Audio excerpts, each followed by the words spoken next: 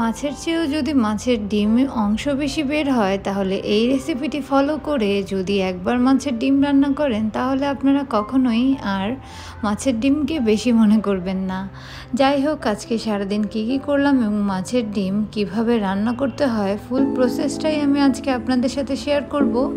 So full ভিডিওটি না টেনে দেখার অনুরোধ রইল। আশা করছি সবাই অনেক বেশি ভালো আছেন, আমিও আপনাদের দোয়ায় আলহামদুলিল্লাহ অনেক ভালো আছি।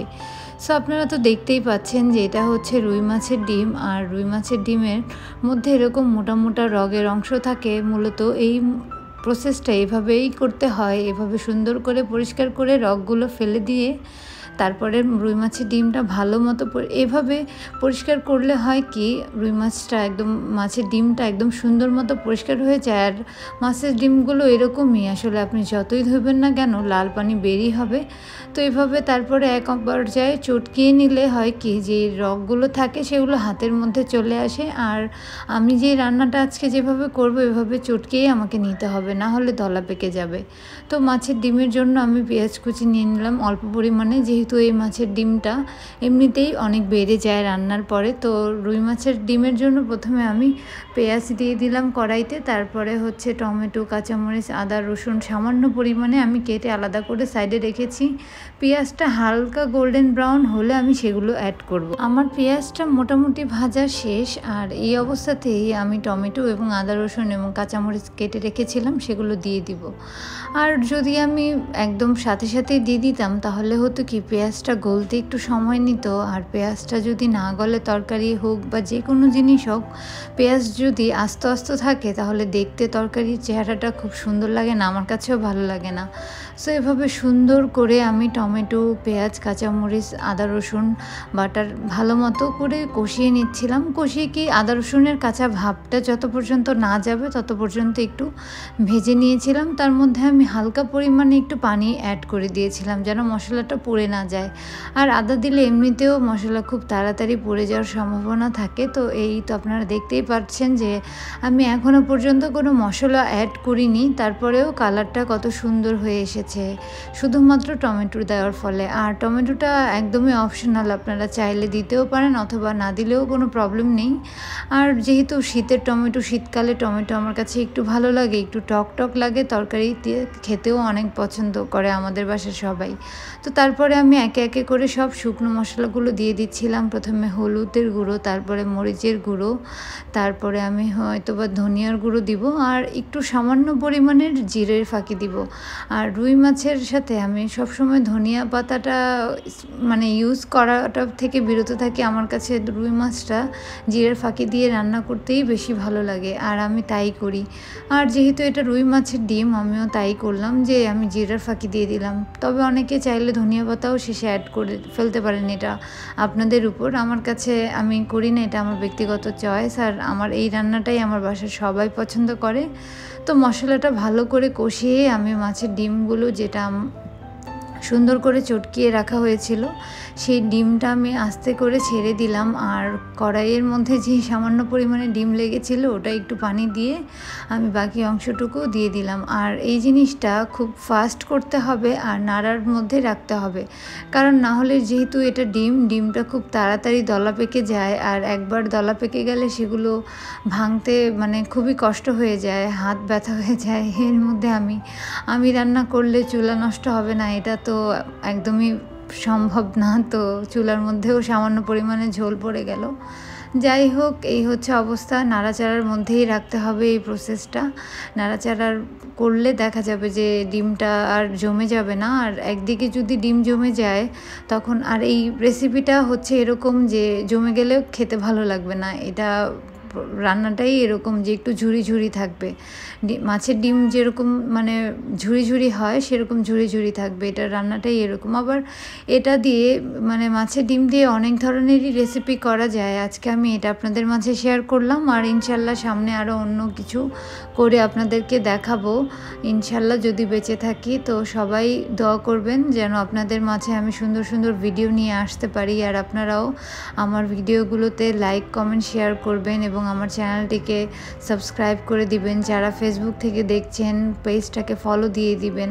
দেখা গেল যে আপনার একটি লাইক, কমেন্ট, শেয়ার বা ফলোতে আমাকে নতুন করে ভিডিও মেক করতে অনেক বেশি এনকারেজ করবে, অনেক বেশি মোটিভেট করবে। আমি কষ্ট করে ভিডিও বানাই, যাই হোক এটা আমার একটা শখ, এর জন্যই আমি করি। তো এই আর কি অবস্থা। রেসিপির মাঝে আমি আমার নিজের অনেক কিছুই শেয়ার করে ফেললাম।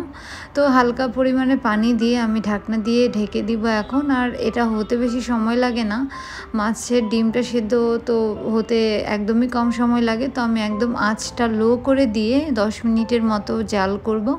জাল করে পানিটা শুকিয়ে এলেই জাস্ট আমি নামিয়ে ফেলবো। এই আপনি দেখতেই পাচ্ছেন যে এত মশলাও আমি কম ইউজ করেছি। আমি চেয়েছিলাম যে এটা একটু লাইটির খাবো, আর চাইলে আপনারা অনেক বেশি মশলা দিয়েও এটা করতে পারেন। আর মাছের ডিমে তো প্রচুর মশলা খায়, মশলা যতই দিবেন না কেন কালার হালকাই হবে। তো শেষে আমি হালকা একটু জিরার ফাঁকি অ্যাড করে নিলাম, আর সামান্য একটু গোলমরিচের গুঁড়ো।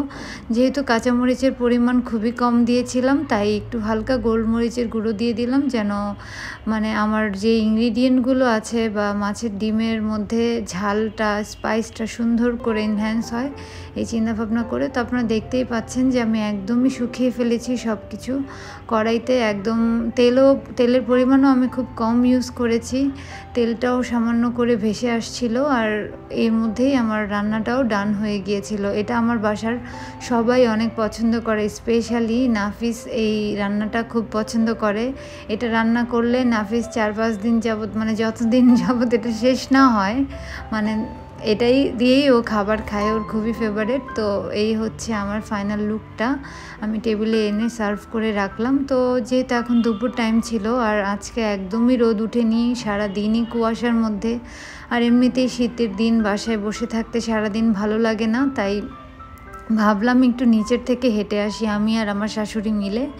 তো এই চিন্তা ভাবনা করেই দুইজনে ভাবলাম যে যাই, বারান্দা দিয়ে দেখলাম তো একটু রোদ উঠেনি, তো শরীরটাও গরম করে আসি, একটু বাইরে থেকে হাঁটাহাঁটি করে আসি। একদমই হাঁটা চলা হয় না, শীতের দিন বলে আরও অলসের মধ্যে পড়ে গিয়েছি দুজন। তো ভাবলাম যে আমি লাঞ্চটা করে নেই।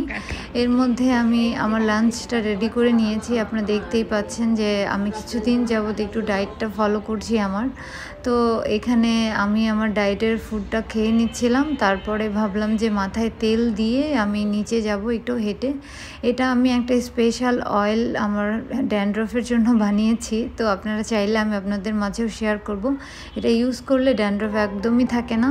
তো তারপরে বাসার বাইরে চলে গেলাম বউ শাশুড়ি মিলে একটু হাঁটাহাঁটি করার জন্য, প্লাস দেখি যদি কোনো সবজি টবজি কেনারও ইচ্ছা আছে, যদি সবজির ভ্যান ট্যান সামনে পড়ে তাহলে সবজিও নিয়ে আসবো। তো আমাদের বাসার খুবই কাছে একটা অনেক বড় নার্সারি আছে, তো সেখানেও একটু ঢুকলাম যে দেখি কি কি গাছ এসেছে নতুন। আমার গাছপালা দেখতে বা কিনতে খুবই ভালো লাগে, স্পেশালি যে ইনডোর প্ল্যান্টগুলো আছে সেগুলো আমার কাছে অনেক ভালো লাগে। তো আমি দেখছিলাম এখানে কি কি গাছ আছে। এখানে দেখা গেল যে যেহেতু শীতের সিজন, এখানে ওই যে গাঁদা ফুলটাই অনেক বেশি দেখা যাচ্ছিল, গাঁদা ফুলের কালেকশন খুব বেশি ছিল। প্লাস এখানে সব ধরনেরই ফ্লাওয়ার ছিল, প্লাস ফলমূলের গাছ ছিল। এই যে ক্রিসমাস ট্রি, এই গাছটা আমার খুবই পছন্দের একটা গাছ, যদিও এটা ইনডোর প্লাস আউটডোর দুইভাবেই এটা রাখা যায়। তো এই গাছটা আমি বারবার দেখছিলাম আর আপনাদের দেখাচ্ছিলাম, এই গাছটা খুবই সুন্দর। আমার বাসাতেও একটা আছে, আমি আমার বাসার সামনে যে করিডোরের যে এরিয়াটা সেখানেও রেখেছি একটা এই প্ল্যান্ট। তো আরও অনেক গাছপালা ছিল ফলমূলের এবং আরও লতাপাতা অনেক কিছু, যেগুলোর নামও আমি জানি না। তো দুইজনে মিলে খুব সুন্দর করে দেখছিলাম, ভিডিও করছিলাম আমি। তারপরে বাইরের দিকেই যাচ্ছিলাম হেঁটে। তারপর আমার কাছে মনে হচ্ছিল যে এই গাছটা, মানে আজকের এই ক্রিসমাস ট্রিটা অনেক সুন্দর আর অনেক ঘন পাতাগুলো। আমার বাসারটা এত ঘন না, যদিও এখানে একটা হচ্ছে এটা কি জানি না, কোনো একটা ফলের গাছ ফল হয়ে আছিল। তারপরে সামনেই সবজির ভ্যান পেলাম, এখান থেকে সবজি কিনে নিলাম কিছু দুজনে মিলে। তো আবার হাঁটা শুরু করলাম, হাঁটতে হাঁটতে সামনের দিকে যাচ্ছিলাম। এটা আমাদের এরিয়ারই আসলে, এক রোড থেকে আরেক রোড, এরিয়ার ভিতরেই। তো সামনেই নজর পড়লো যে বিল্ডিংয়ের কাছেই আমাদের এই মামা পেঁপে নিয়ে আসছে। তো সেখান থেকে একটা পেঁপে কিনে নিলাম। পেঁপের জুস আবার আমার হাজব্যান্ড খেতে খুবই পছন্দ করে, তো তার জন্য পেঁপে নিয়ে আসলাম। আর তারপরে আবার বাসার দিকে চলে গেলাম দুইজনে মিলে। তো যেহেতু একটু হাঁটাহাঁটি করে আসলাম, প্রায় 40-50 মিনিটের মতো আমরা হেঁটেছি। তো বাসায় এসে আমার একটু হালকা ক্ষুধা লেগেছে, আর প্রায় বিকেলও হয়ে গিয়েছিল। বিকেল কি, প্রায় সন্ধ্যার কাছাকাছি হয়ে গিয়েছিল। তো আমি বিকেলের নাস্তাটা সেরে ফেললাম, তারপরে আপনাদেরকে দেখালাম যে কি কি আমি নিয়ে এসেছি আজকে কিনে। এই হচ্ছে সবজিগুলো আর মিষ্টি কুমড়, এগুলোই নিয়ে এসেছি। তারপরে আর আমি কিছুই শ্যুট করিনি, রাত হয়ে গিয়েছিল। রাতের ডিনারটা কমপ্লিট করে ভিডিওটা এন্ড করে দিলাম এখানেই। তো কেমন লেগেছে অবশ্যই কমেন্ট করে জানাবেন, আর অবশ্যই চ্যানেলটি সাবস্ক্রাইব করুন।